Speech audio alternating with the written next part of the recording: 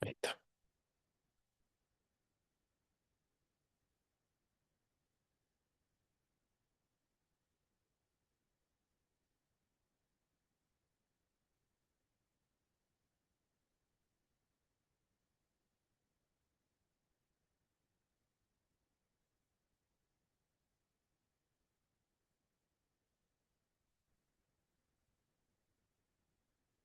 Ya, ya, muy bien. Bueno, saludarlo a todos y todas. Espero que estén muy bien. Eh, em, para poder avanzar el día de hoy, que tenemos una clase distinta, ¿cierto? En línea.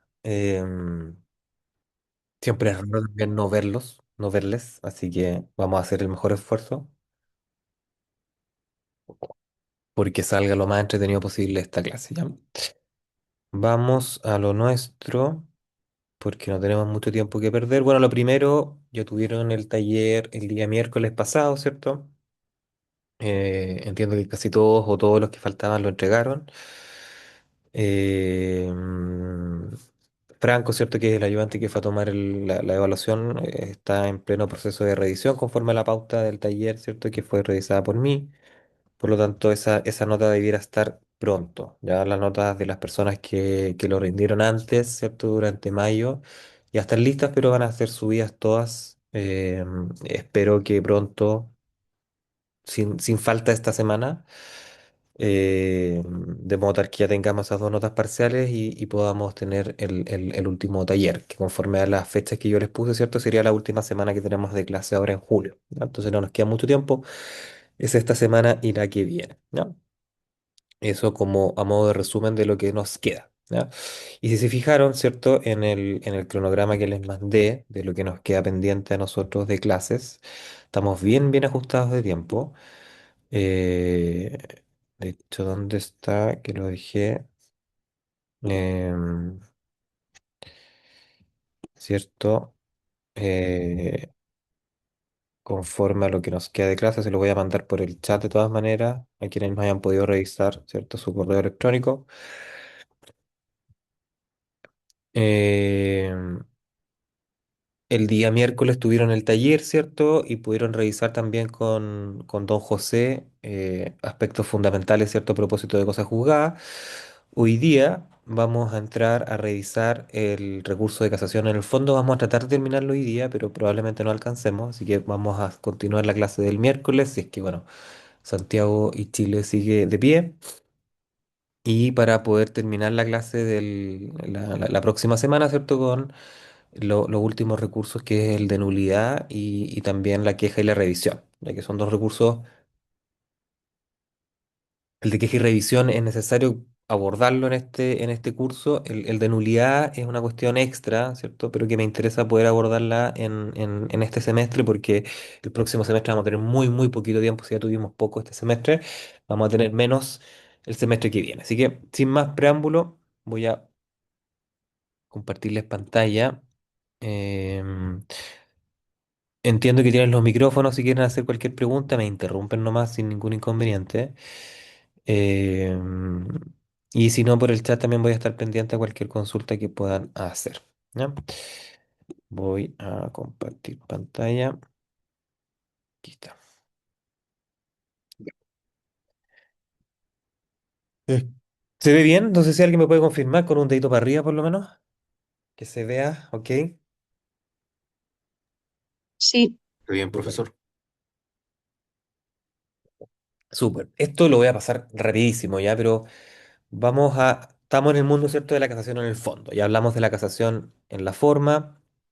Nos metemos ahora de lleno en la casación en el fondo, que algo ya hemos hablado, ¿cierto? Mientras la forma regula básicamente aquellos errores o más bien, busca impugnar aquellas decisiones adoptadas por los tribunales de justicia con infracción a normas del procedimiento. Tenemos este otro tipo de casación, que es la casación propiamente tal, pura y dura, ¿cierto?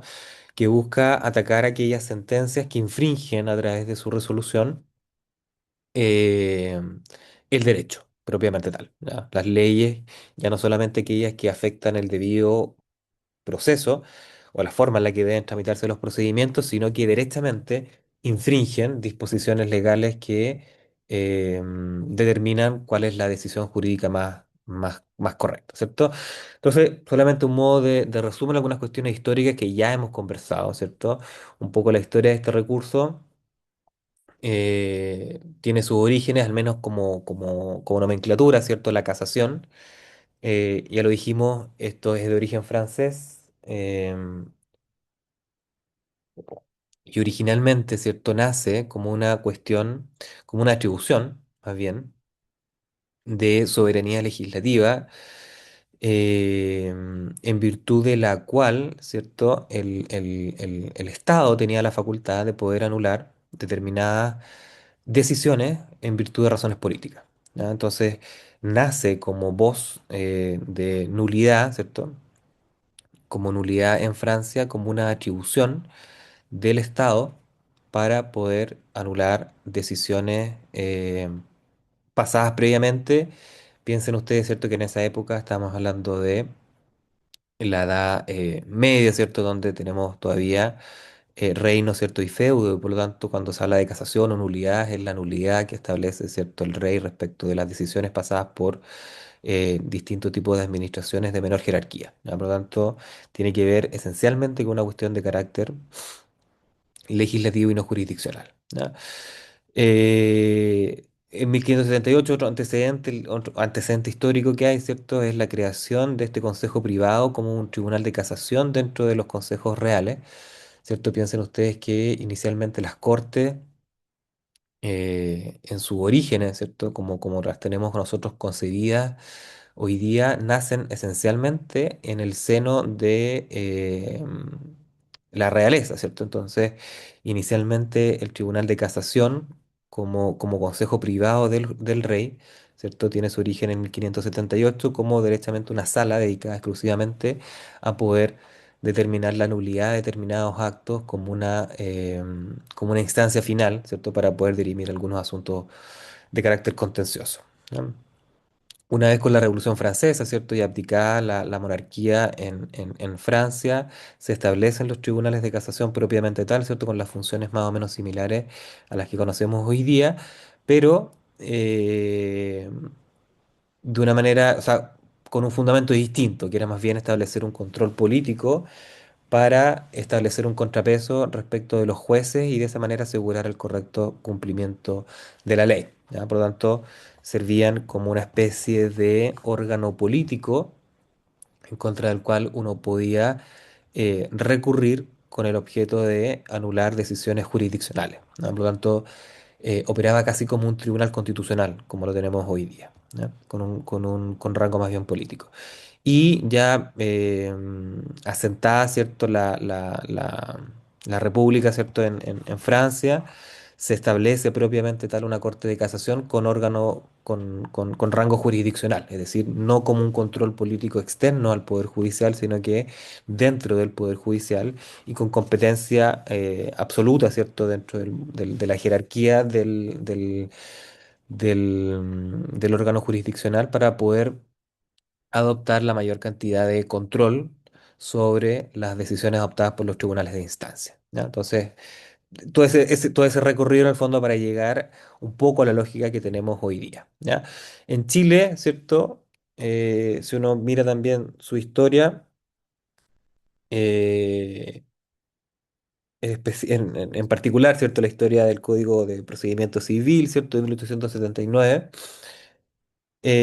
Una de las discusiones que se hizo básicamente era poder determinar qué era lo que iba a ser objeto de revisión a través del recurso de casación. Y lo que se discutió en ese momento, ¿cierto? Era si solamente iba a considerarse como em, susceptible de infracción o más bien, que iba a ser susceptible de nulidad únicamente las infracciones al derecho, a la ley positiva, o también se iban a incorporar otro tipo de preceptos, como podía ser la jurisprudencia, es decir, si la infracción de precedentes judiciales iba a ser también una eventual causal de casación. Eh, porque, ¿cierto? Se citaba en ese momento, la discusión giraba en torno a, obviamente, otras legislaciones comparadas, ¿cierto? Sabemos, en Estados Unidos funcionan con un sistema de precedentes, lo mismo Reino Unido, y en ese entonces se discutía también, a propósito de la ley española, donde se establecía expresamente en su legislación la posibilidad de que la infracción a ciertos principios del derecho también podía ser objeto de, o causal más bien, de nulidad. ¿Ya? Y una cuestión que quedó muy, muy, muy patente y que está muy presente hasta el día de hoy, en todo caso, en nuestra cultura jurídica, es que se dijo, bueno, en realidad, eh, nuestra tradición, nuestra tradición continental, ¿cierto? No hace aconsejable incorporar dentro de una posible infracción que habilite la nulidad como causal de recurso de casación a la infracción de jurisprudencia o precedentes jurisdiccionales. ¿Ya? ¿Por qué, cierto? Y ahí la cita, ¿cierto?, de José Bernardo Lira, que dirigió esta discusión en su minuto, porque la doctrina no es ley, ¿cierto? Y en nuestra tradición también jurídica, la costumbre solamente va a constituir derecho en casos muy excepcionales. ¿Ya? Por lo tanto, si uno revisa, ¿cierto?, la discusión en particular del establecimiento de la casación en Chile, va a ver que se establece como un principio rector, que ya estaba muy presente, pero está vigente hoy día más que nunca, el principio de legalidad, ya muy estricto en cuanto a la ley positiva o la que, entre comillas, ¿cierto?, es redactada o establecida por el legislador, ¿ya? Como órgano constitucional. ¿Ya? Eh, Durante la gran vigencia de la casación en la historia de lo que llevamos, ¿cierto? Desde su implementación en 1879 hasta la fecha, estuvo vigente, que ya no está, ¿cierto? Una disposición que no solamente hacía procedente la casación en virtud de la infracción a la ley, sino que también a a la doctrina, ¿cierto? Que fue declarada inconstitucional precisamente porque no tenía relevancia jurídica, porque era vaga e imprecisa y afectaba, ¿cierto?, de alguna manera las garantías del debido proceso que debían tener las partes dentro del procedimiento. ¿Ya? Por lo tanto, hoy día lo que tenemos es una causal bien restringida, ¿ya? Que además sufrió modificaciones durante los 90. ¿Por qué razón?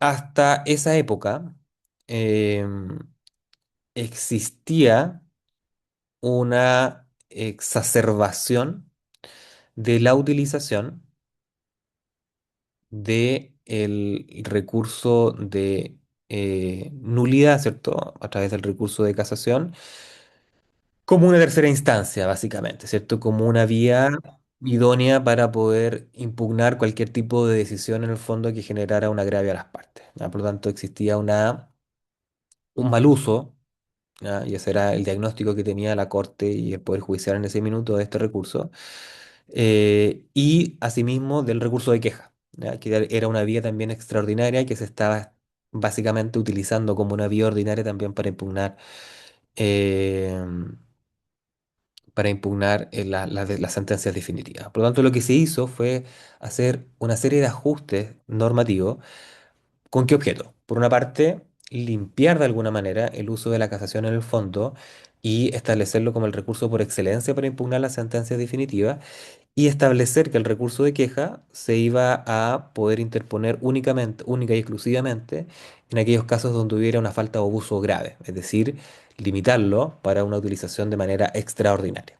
¿Ya? De esa manera intentó reordenar la costumbre jurídica, ¿cierto? De modo tal de que la casación en el fondo volviera a tener el lugar que originalmente y por diseño constitucional debió tener para la infracción de la ley, ¿ya? Y no utilizar ciertas interpretaciones o subterfugios legales para utilizar otro tipo de recursos, como era el recurso de queja, para impugnar decisiones. ¿Ya? Por lo tanto, lo que se hizo el año 90, ¿cierto? Fue básicamente modificar las resoluciones que podían ser objeto de la queja, ¿cierto? Respecto de todas aquellas sentencias, pero que no habían sido susceptibles de ningún recurso previo, Se facilitó la interposición del recurso de casación en el fondo mediante la eliminación de la consignación previa. Ustedes antiguamente, para poder interponer una casación en el fondo, debían consignar un monto previo de dinero para asegurar las resultas de esa decisión.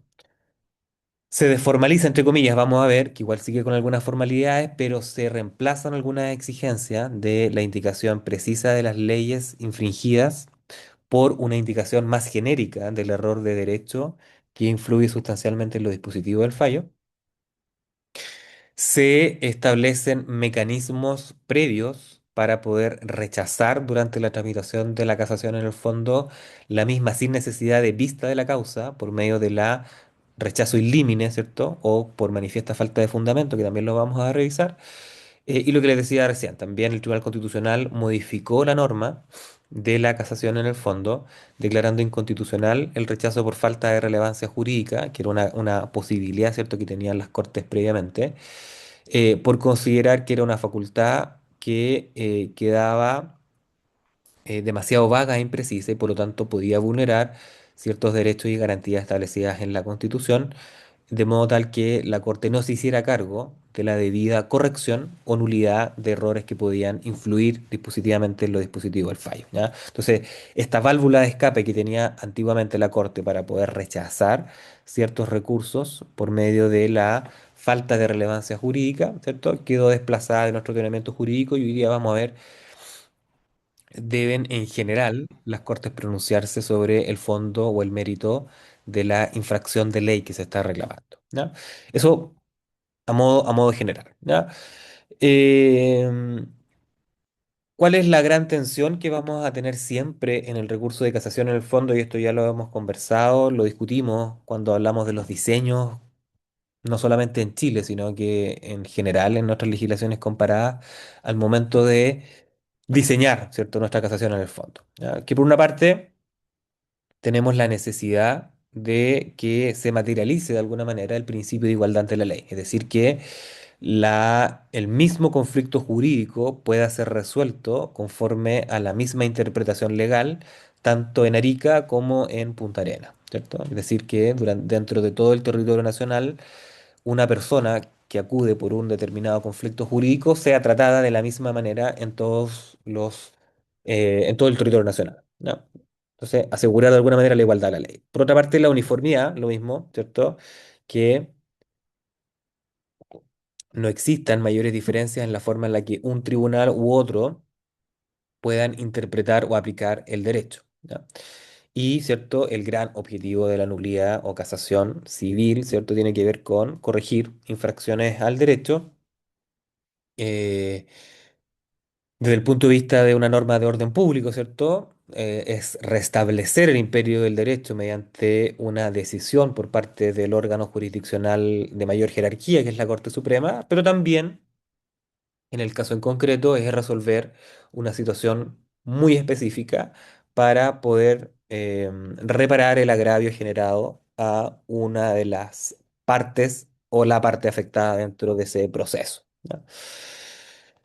Eh, ¿Qué problemas entonces pueden presentarse al momento de establecer un diseño orgánico para resolver este tipo de recursos? Uno es que si tenemos un gran tribunal de casación, vamos a tener distintas salas que van a poder tener distintos criterios. Entonces, al final, puede que el remedio sea peor que la enfermedad, ¿cierto? Si tenemos un gran tribunal de casación, al final del día, esta idea de igualdad y uniformidad, ¿cierto? Va a ser nada más que una ilusión, ¿cierto? Porque dentro de la misma Corte de Casación podemos tener muchos criterios para, entre comillas, definir qué es lo que se va a entender por una correcta interpretación jurídica, ¿ya? ¿Qué otra dificultad tenemos? Si hay una gran cantidad de interposición de recursos de casación, vamos a también tener un problema porque puede ser, ¿cierto?, que tengamos eh, no una oportunidad al año de pronunciarnos sobre ese error de derecho o la correcta interpretación de esa norma, sino que 1000, 2000, 3000 pronunciamientos sobre la misma materia, ¿ya? Entonces, al tener una gran o amplia procedencia del recurso de casación, también tenemos una dificultad en su uso. Otro problema que teníamos, ¿cierto?, es que existe una alta rotación entre los ministros entre la sala y por lo tanto eh, si es que de los 21 ministros, ¿cierto?, de la misma Corte Suprema van a estar rotando permanentemente entre las distintas salas de la Corte, entonces esta variedad de criterios se ve más agravada. Y otro problema que existe también es la existencia y persistencia, porque siguen existiendo todavía, de los famosos abogados integrantes, ¿cierto? Algo hemos hablado también de esto en algún minuto. Acuérdense ustedes, los abogados integrantes son esta figura que existe todavía en nuestros tribunales superiores de justicia, dígase Cortes de Apelación y Corte Suprema, eh, que consiste en abogados con una trayectoria relevante, ¿cierto?, dentro de la plaza, y que en virtud de un reconocimiento que entrega la Corte Suprema, ¿cierto?, son elegidos dentro de nóminas todos los años con el objeto de poder integrarse a las salas que conocen de los casos para poder votar, ¿cierto? Su voto vale, entre comillas, lo mismo que lo que pueda valer el voto de un ministro integrante de una corte de apelaciones, y de esa manera entonces entregan una visión desde sus respectivas especialidades al conocimiento que integren los tribunales. ¿Ya?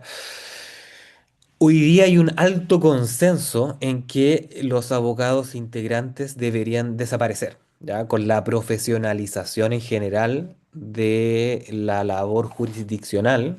Hoy día acuérdense que los ministros de corte y en general los jueces de instancia eh, pasan, ¿cierto?, por una serie por un proceso bien eh, largo, ¿cierto? En virtud del cual se los habilita, se los forma y los capacita de manera permanente con el objeto de que puedan llevar adelante su trabajo de una manera profesional, ¿cierto? Por lo tanto, hoy día no tiene tanto sentido, desde el punto de vista de la lógica del Poder Judicial moderno, que existan estos abogados integrantes que sean externos al Poder Judicial y que generen esta distorsión en el trabajo del Poder Judicial. Para poder conciliar entonces estos objetivos con estas dificultades que existen y persisten hoy día, ¿cierto? Lo que tenemos hoy día en Chile es un sistema donde existen salas especializadas, ya se los mostraba el otro día. Hoy día Chile, en nuestra Corte Suprema, tiene cuatro salas, eh, y cada una de esas salas, sea por norma orgánica del Código Orgánico de Tribunales, ¿cierto?, pero además por autos acordados de la misma Corte Suprema, cada una de esas salas está o tiene la radicación preferente para el conocimiento de determinadas materias. Y así, la primera sala está especializada en materias civiles, la segunda sala en materias penales, la tercera en cuestiones constitucionales y la cuarta en otras materias, entre comillas, reformadas, ¿cierto? Dígase derecho de familia, derecho tributario, derecho laboral, etcétera, ¿ya? Por lo tanto, al contar con salas especializadas, prevenimos la existencia de criterios dispares entre salas, porque todos los asuntos que tengan relevancia en la interpretación de la ley civil los va a conocer la primera sala, y todas las cuestiones de relevancia en materia penal las va a conocer la segunda sala, y así sucesivamente, ¿ya? Y además se consagró, que lo vamos a revisar también, la posibilidad de que el Pleno de la Corte Suprema pueda conocer excepcionalmente de recursos de casación en el fondo cuando alguna de las partes alegue que previamente ha existido jurisprudencia contradictoria de la misma Corte Suprema respecto del asunto que se está discutiendo, ¿ya? Por lo tanto, en caso de que nosotros podamos decir, mire, sabe que la Corte Suprema el año 2020 dijo esto, el año 2022 dijo esto otro, que va completamente en el sentido contrario a la tesis A, entonces yo puedo solicitarle al Pleno que eh, en vez de que la causa sea conocida en una sala donde lo van a ver cinco personas, que el Pleno, es decir, los 21 jueces que componen la Corte Suprema, se aboquen al conocimiento de esa causa en particular, ¿ya? Es muy raro que esto ocurra. eh, yo al menos no he tenido experiencia conociendo causas donde el Pleno acoja alguna solicitud para revisar eh, una causa a través de este formato, pero es una herramienta que pretende precisamente lograr esta uniformidad de la Corte Suprema mediante el conocimiento conjunto, ¿cierto?, de una causa en concreto. ¿Ya? Yendo ya al fondo del asunto, ¿cierto? ¿Qué es la casación en el fondo? Es básicamente este acto jurídico procesal de parte, dígase recurso, que tiene una parte agraviada para poder buscar que la Corte Suprema anule sentencias que hayan sido pronunciadas con infracción de ley, que hayan influido sustancialmente en los dispositivos del fallo y de esa manera obtener una sentencia de reemplazo con la correcta interpretación legal. ¿Ya? Es un recurso extraordinario, es formal, es de derecho estricto porque tiene una causal específica, ya no es cualquier agravio, es un agravio que se tiene que traducir en una infracción de ley que influye sustancialmente en los dispositivos del fallo, es de competencia exclusiva de la Corte Suprema, generalmente en sala, excepcionalmente en pleno. Es un recurso de nulidad, ¿cierto? Lo que se busca es establecer la nulidad de la sentencia y que se dicte directamente una en reemplazo. No constituye instancia, ¿ya? Solamente se revisan aspectos de derecho, de nuevo, infracción de ley, que influye sustancialmente en los dispositivos del fallo. eh, y sin perjuicio de que no constituye instancia, vamos a ver, existe una posibilidad de modificar los hechos cuando yo logre alegar que la infracción de la ley ha sido una de aquellas, o más bien, que la infracción de la ley ha sido de aquellas que regulan la forma en la que debe valorarse la prueba, ¿ya? Que también lo vamos a revisar. Y por medio de esa vía, ¿cierto? Por vía indirecta, yo podré entonces modificar los hechos cuando yo logre acreditar que en definitiva ha existido una ilegal valoración de los medios de prueba acompañados al proceso, ¿ya? Y en cuanto a su interposición, al igual que la casación en la forma, ¿cierto? Se interpone ante el tribunal que dictó la sentencia definitiva, ya sea una corte de apelaciones o un tribunal arbitral de segunda instancia, para que la conozca el tribunal ad quem, que siempre, en el caso de la casación en el fondo, va a ser nuestra Corte Suprema, ¿ya? No hay otro tribunal que pueda conocer de este recurso, ¿ya? ¿Qué resoluciones van a ser impugnables? Las sentencias definitivas o interlocutorias que pongan término al procedimiento hagan imposible que éste continúe, ¿ya? En la medida que esas sentencias sean inapelables, ¿ya? Por lo tanto, es un requisito copulativo, tienen que ser sentencias definitivas o interlocutores que pongan término al procedimiento y además deben ser inapelables, ¿ya?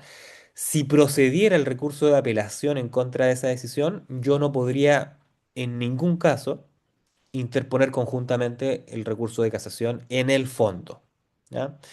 Ojo con esto, es porque este es un requisito que se establece respecto de la casación en el fondo. En la forma, si se acuerdan, no era un requisito. Y ahí yo sí podría interponer conjuntamente casación forma y apelación, ¿ya? En el fondo es un requisito adicional que esa decisión, que esa sentencia en concreto, no sea susceptible del recurso de apelación. ¿Por quién puede haber sido pronunciada? Por una corte de apelaciones, por un tribunal arbitral de segunda instancia, siempre que sea en virtud de un arbitraje de derecho, ¿no? Porque de nuevo, vamos a estar acá hablando de infracciones de derecho, por lo tanto, el tipo de arbitraje que es susceptible de la casación en el fondo tiene que ser uno de esa naturaleza. Si es arbitrador eh, o mixto, no es relevante, ¿cierto? Porque no es necesario que esos tribunales fallen conforme a la ley. Y también, ¿cierto? De manera directa, yo siempre puedo establecer o interponer la casación en el fondo en contra de las decisiones de los tribunales ambientales, ¿cierto? Y los tribunales de propiedad industrial, pero que no, son tribunales especiales que no los vamos a revisar en detalle, ¿ya? Nunca entonces contra los árbitros arbitradores, porque ellos no están obligados a fallar conforme a derecho, ¿ya? Hoy se me perdió acá el chat, pero si alguien tiene alguna pregunta, me puede interrumpir nomás, ¿ya? No sé por qué se me perdió el chat. ¿Quién puede interponerlo? La parte que haya sido agraviada de ese producto, de esa sentencia definitiva, ¿cierto? Y solamente procede respecto de una única causal. Aquí no tenemos, ¿cierto?, una serie de numerales como en la casación en la forma, sino que tenemos una única causal que habilita la casación, que es la infracción de la ley que haya influido sustancialmente en los dispositivos del fallo, ¿ya? Vamos a hablar ahora qué significa esto, ¿ya? Lo primero que es interesante revisar, ¿cierto? Es qué es lo que vamos a entender o qué es lo que se ha entendido en la doctrina y especialmente en la jurisprudencia por ley, ¿ya? Lo más obvio, ¿cierto? Es que naturalmente vamos a entender por ley aquellos que, de conformidad a nuestra Constitución Política de la República, constituye una ley, ¿cierto? Ya sea una ley simple, de quórum calificado, una ley orgánica constitucional, como están reguladas en nuestra Constitución de la República, ¿cierto? Es decir, todas aquellas disposiciones normativas que están establecidas de conformidad a lo prescrito en la Constitución por parte del órgano legislativo, ¿ya?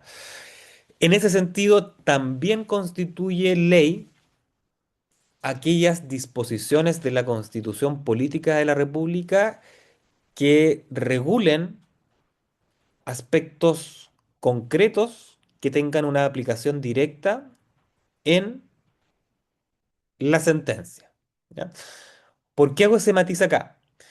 Porque no van a constituir infracción a la ley aquellas infracciones a derechos generales o garantías generales establecidas en la Constitución Política de la República, como por ejemplo los derechos o garantías fundamentales establecidas en el artículo 19,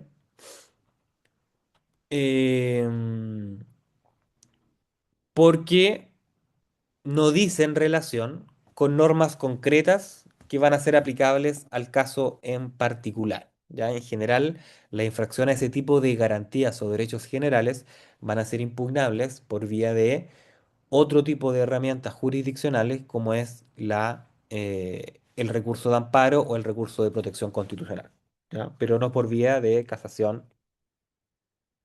en el fondo, ¿ya? Que también nos queda, bueno, otras cuestiones que están reconocidas en nuestra Constitución, como los decretos con fuerza de ley, los decretos ley, ¿cierto? Que sabemos existen y siguen existiendo todavía. Los tratados internacionales, de conformidad al artículo quinto, inciso segundo de la Constitución Política de la República, que también tienen reconocimiento constitucional y por lo tanto tienen fuerza de ley.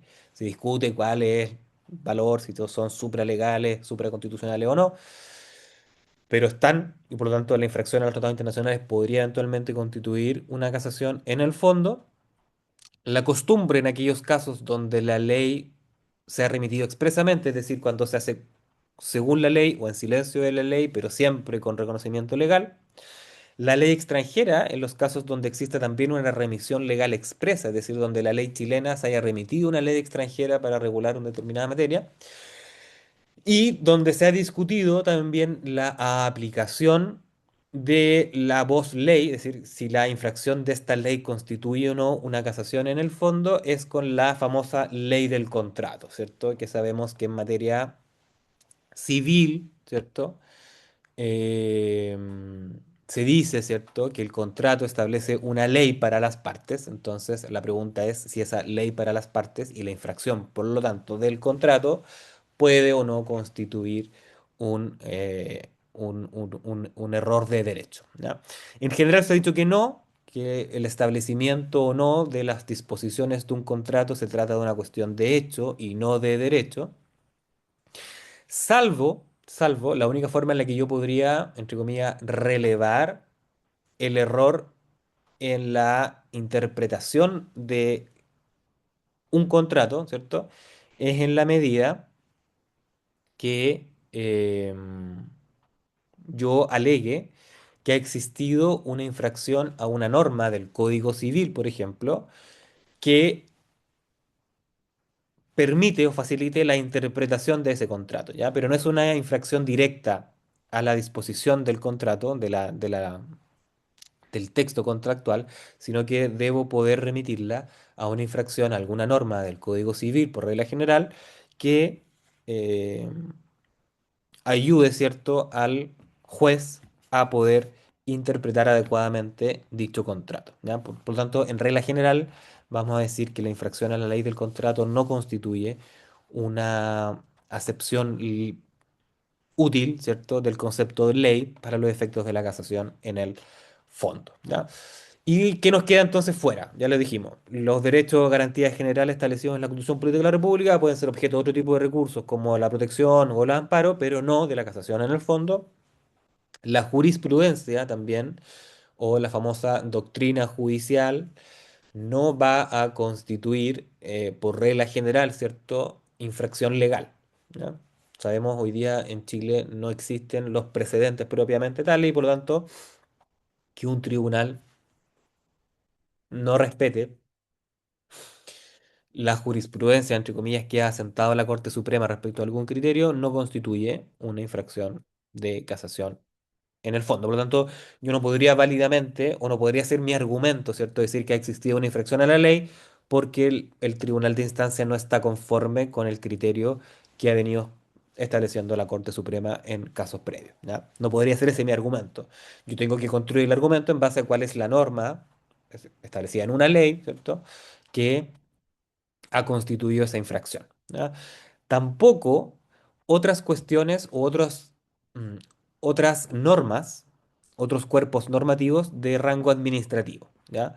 Como pueden ser los reglamentos y decretos supremos, que son dictados a propósito de una ley, ¿cierto? Pero que no constituyen para estos efectos una posible infracción de ley. Resoluciones administrativas, circulares, instrucciones, los mismos autocordados de la Corte Suprema o de las Cortes de Apelaciones, ordenanzas municipales o decretos alcaldicios, ¿cierto? Y los dictámenes de Contraloría. Todas estas cuestiones que si bien establecen o son valiosos desde el punto de vista normativo, no son susceptibles de control de legalidad mediante el recurso de casación en el fondo. Ya cuando estamos hablando de ley, estamos hablando de ley en sentido estricto y por lo tanto vamos a estar haciendo referencia única y exclusivamente a las cuestiones que aparecen acá. ¿Ya? Y así se ha pronunciado en reiteradas oportunidades también nuestra Corte Suprema. ¿Ya?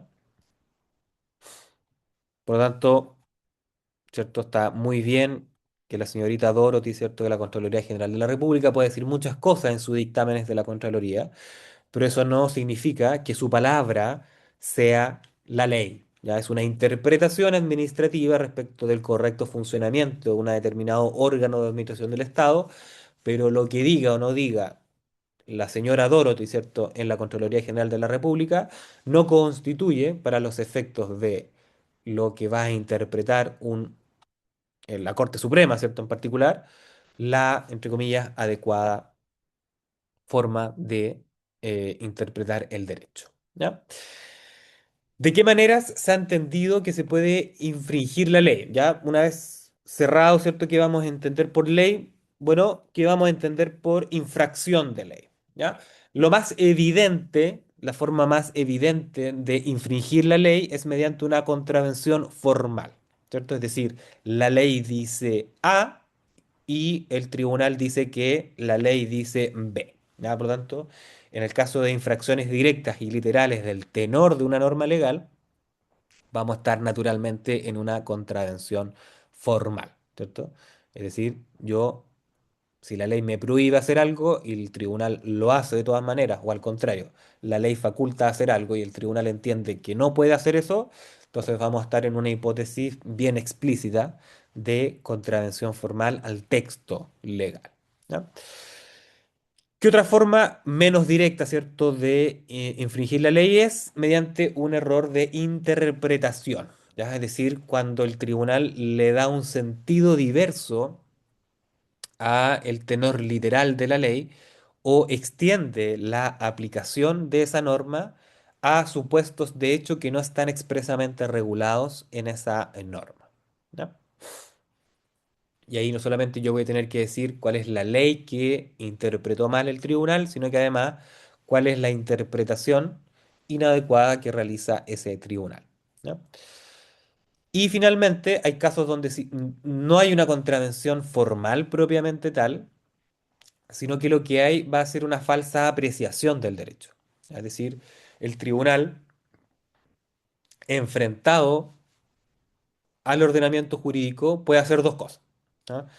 Puede em, aplicar una ley en casos donde no debió haberla aplicado o no aplicó la ley a un supuesto de hecho que sí estaba amparado o cubierto por esa disposición normativa.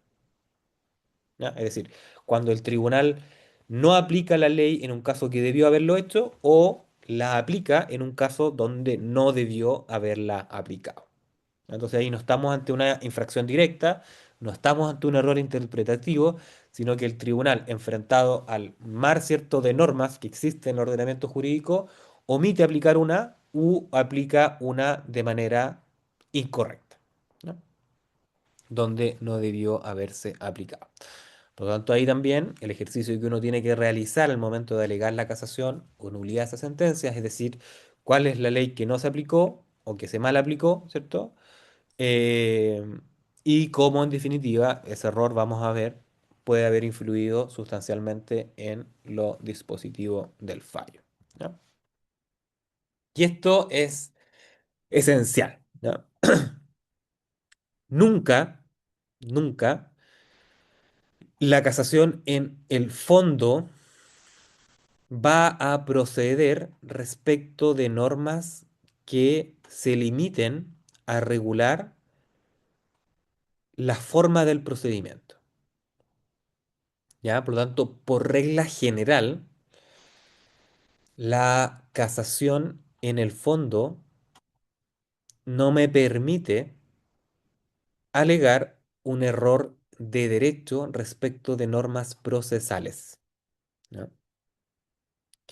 También conocidas como normas ordenatoria litis, es decir, aquellas que no van al fondo del asunto, no son aquellas normas que, como dice su nombre, son decisoria litis, aquellas que deciden eh, el derecho sustantivo o de fondo que va a determinar los derechos de las partes en esa causa, sino que aquellas que se limitan, como en general las que vemos en materia procesal, como son los plazos, la forma de interponer los escritos, etcétera, que lo único que hacen es regular la forma en la que se deben presentar determinadas presentaciones y la forma en la que tiene que avanzar ese procedimiento para garantizar de esa manera, ¿cierto? La garantía del debido proceso y el racional y justo procedimiento. ¿Ya? Por lo tanto, cualquier error de derecho o infracción legal que diga relación con cuestiones formales no van a ser susceptibles de casación en el fondo. Eventualmente van a poder ser impugnables por vía de la casación en la forma, ¿cierto?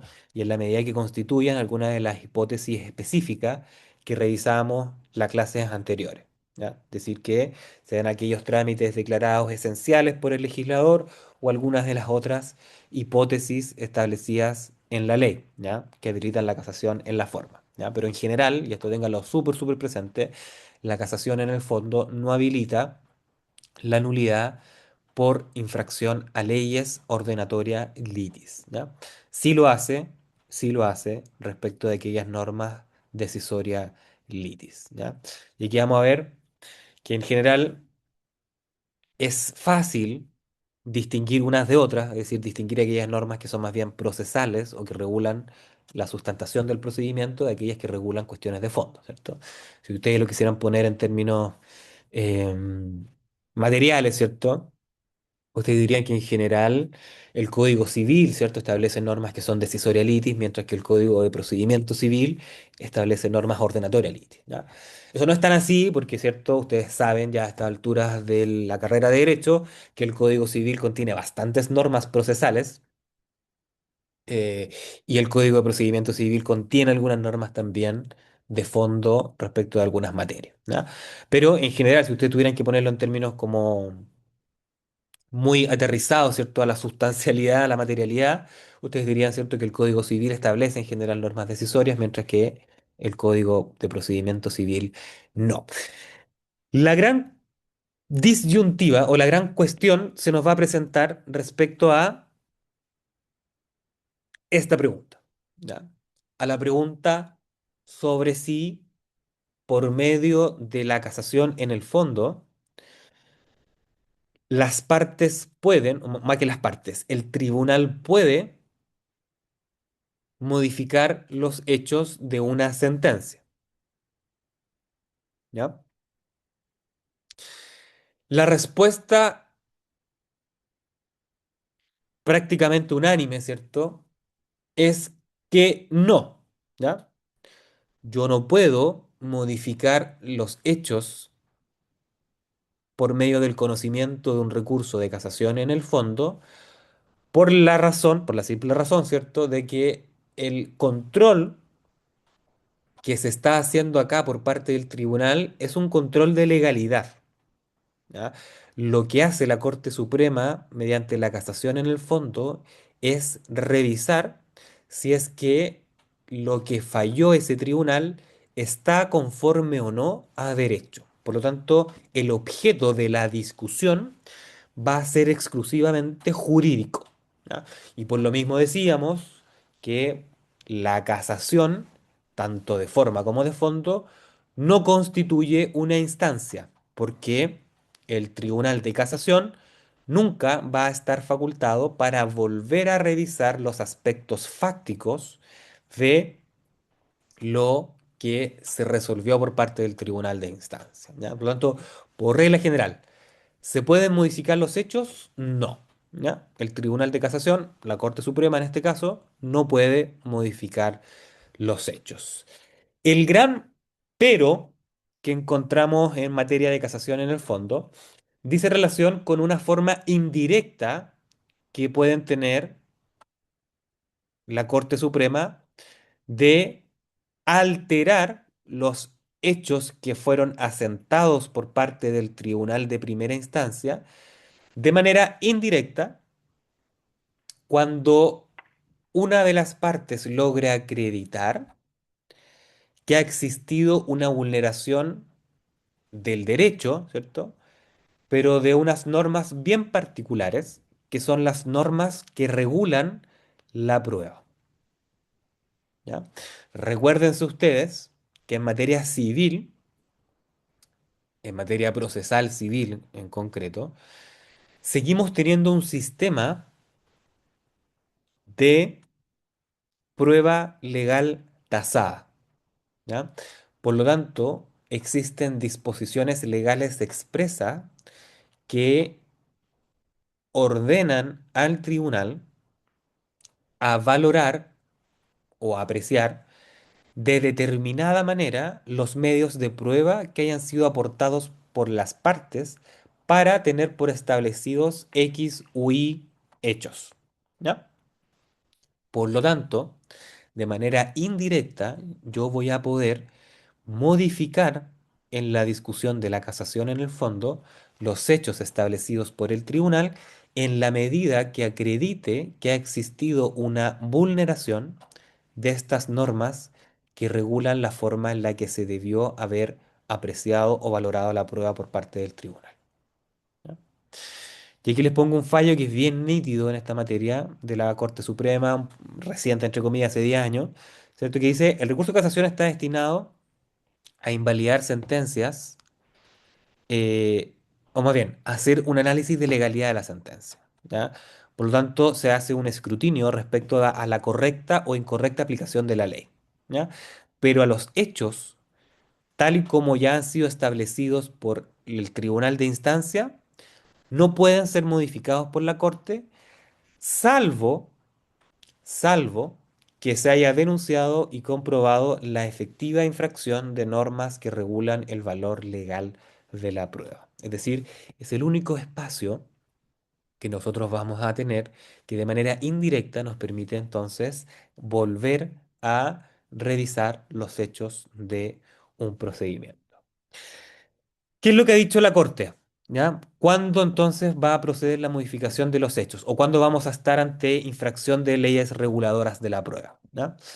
Cuando se infringen normas de onus probandi, es decir, de carga de la prueba. ¿Ya? Y el caso más paradigmático es el artículo 1698 del Código Civil. ¿Se acuerdan qué dice el 1698? Algo por el estilo de que las obligaciones corresponde probarlas al que las alega y las excepciones al que las interpone. Es decir, cuando yo interpongo una acción, se ha entendido esta norma, ¿cierto? En 1998 se ha entendido en materia civil de esta manera. Si yo interpongo una acción, me corresponde a mí como actor acreditar los hechos que sustentan mi acción.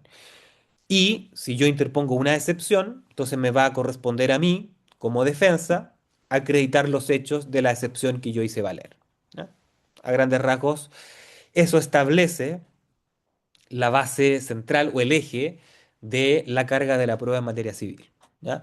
Quien demanda tiene que probar lo que establece en su acción y quien interpone una excepción tiene que probar los hechos que sustentan su excepción.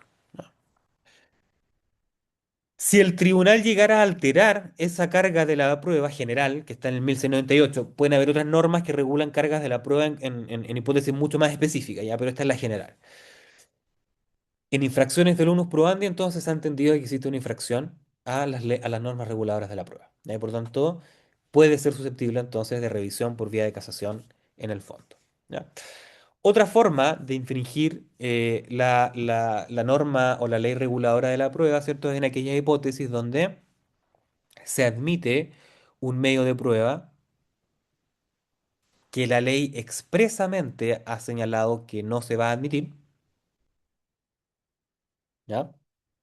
Por ejemplo, ¿se acuerdan? El Código Civil establece hartas normas en esta materia, ¿cierto? Que dice que no se puede admitir prueba de testigos respecto a aquellos documentos o aquellos contratos que deban suscribirse mediante escritura pública, ¿cierto?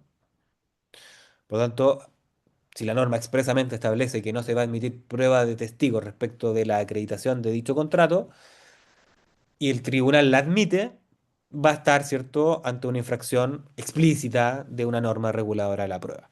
O al revés, cuando el tribunal rechaza un medio de prueba que la ley establece expresamente que se puede aplicar para la acreditación de ese hecho. ¿Ya? Y finalmente, que es el caso más habitual, cuando derechamente el tribunal, mediante su valoración de la prueba, infringe las normas que regulan el valor probatorio de ese medio de prueba en concreto. ¿Ya?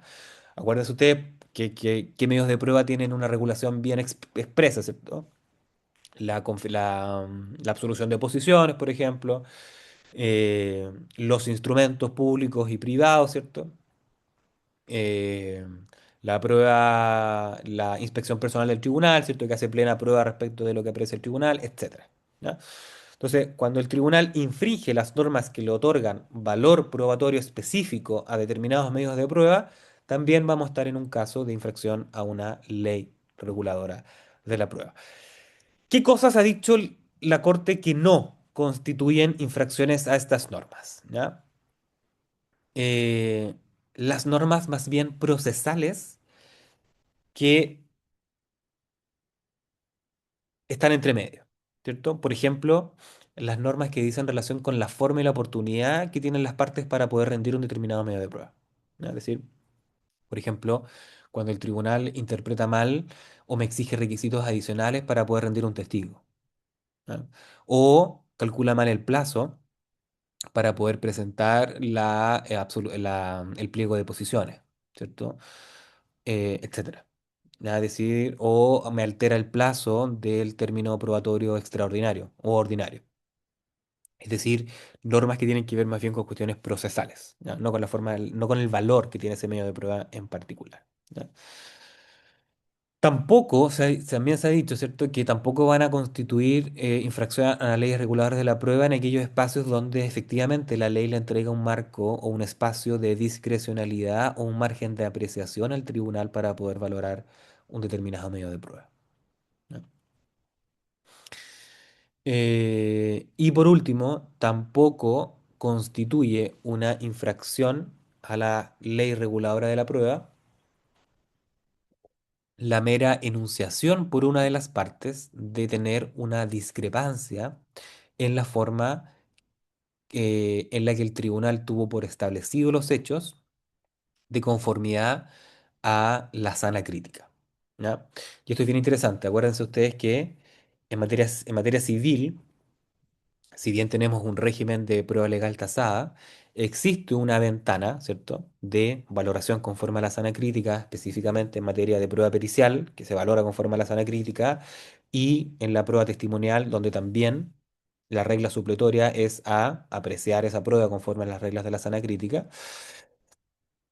Por lo tanto, cuando yo quiero decir que el tribunal incurrió en un error de derecho al momento de valorar conforme a la sana crítica, no basta con decir que yo no estoy de acuerdo con la conclusión adoptada por el tribunal. ¿Ya? Lo que yo voy a tener que hacer, si es que quiero impugnar esa valoración por vía de casación en el fondo, es decir que acá ha existido un error porque se ha vulnerado algún principio de la lógica, porque se ha vulnerado eh, una máxima de la experiencia o un conocimiento científico, ¿cierto? Que son, ya sabemos, ¿cierto?, los límites de la sana crítica racional. ¿Ya? Por lo tanto, yo no puedo simplemente considerar que ha existido una infracción legal por el hecho de tener discrepancias en la forma en la que el tribunal valoró o concluyó lo que concluyó al momento de tener por aceptado determinados hechos conforme a la sana crítica, sino que tengo que ser capaz de reconstruir el razonamiento del tribunal y establecer en concreto cuáles han sido las infracciones a esos principios de la lógica, esas máximas de la experiencia o esos principios científicamente afianzados.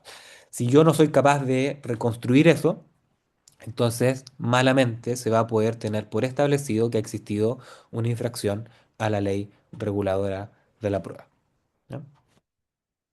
Una cuestión histórica también, que la puse ahí, no es muy relevante, pero originalmente, en el proyecto original del Código de Procedimiento Civil se hacía mención expresa a que la infracción de las leyes reguladoras de la prueba iban a constituir causal de casación en el fondo, ¿ya?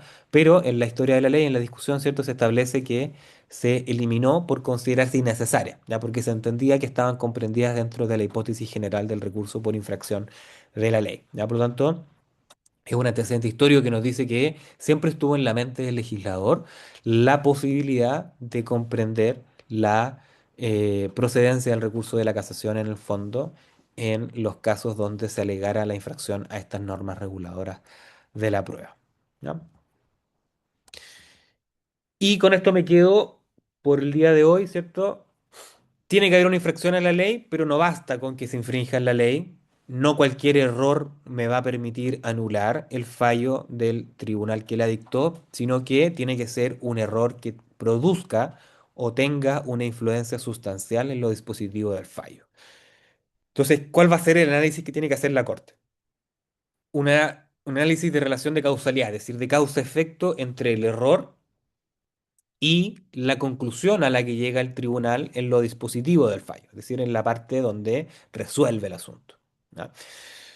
Ha dicho también la Corte que la infracción tiene que ser de tal magnitud, de tal naturaleza, que haga necesariamente que si no se hubiese equivocado, el tribunal habría resuelto de otra manera. Es decir, que de haberse aplicado correctamente el derecho, entonces el tribunal hubiese resuelto el asunto de una manera distinta. ¿Ya? El que tiene que acreditar esta influencia sustancial es el recurrente.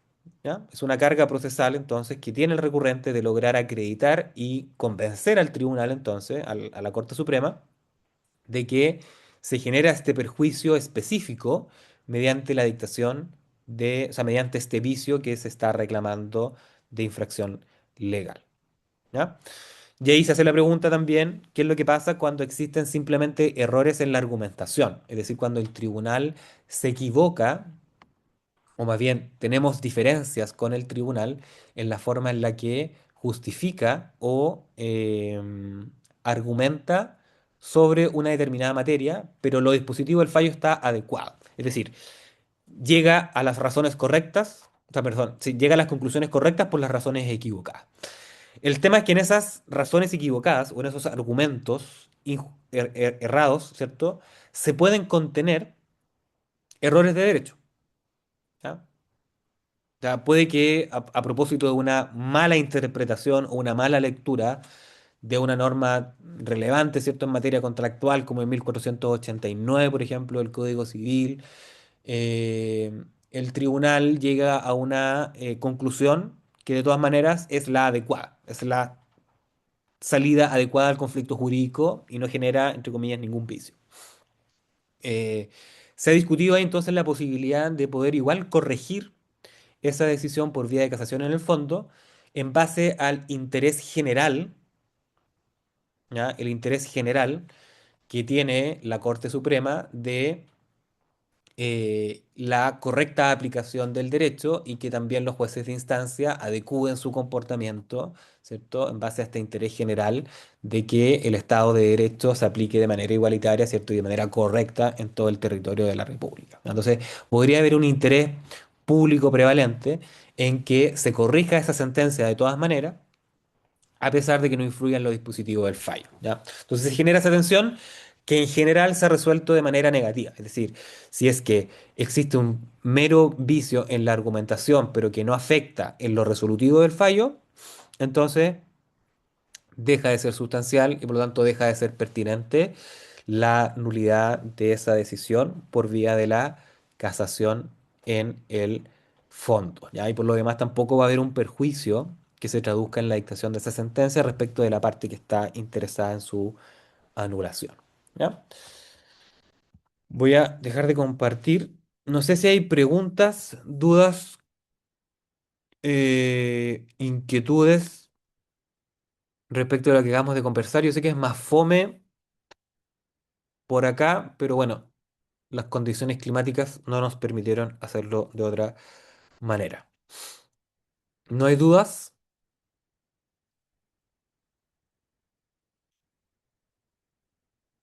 No, profe. Súper. El silencio entonces entiendo que eh, se entiende como un no, así que siendo así, lo dejamos hasta acá. Gracias, Diego, gracias. Creo que Martina habló delante. Lo dejamos hasta acá.